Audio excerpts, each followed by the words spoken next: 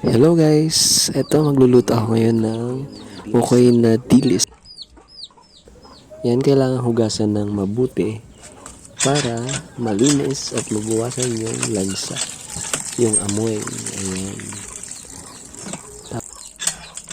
Pero na din yung mga ingredients tulad ng paminta, sibuyas, bawang, at luya at iba pang pampalasa. Bahala na kayo guys kung anong ihalo ninyo na mga pampalasang sangkap.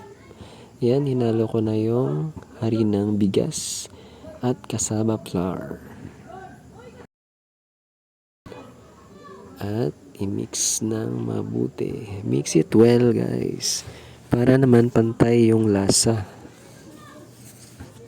Yun. Siguro naman nakatikim na kayo ng dilis na ukoy.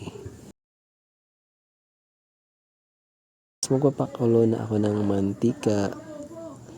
Maglo-low heat lang ako guys para hindi ka agad masunog. Yan, i-mix ulit natin para maayos talaga yon at pagkakapantay ng lasa. Magprito na tayo. Yan, para sa akin yung sakto lang yung pagka-crispy. Pero nasa inyo din kung gaano ka-crispy yung pagkakaluto nyo.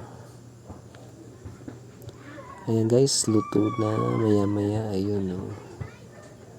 Yan, ready na para sa ulam. Para sa pananghalian. Yon, sarap, di ba? Ayan, masarap yan kainin lalo na kung sabay-sabay kayo ng buong pamilya kakain. Yan, enjoy guys. Salamat sa panonood.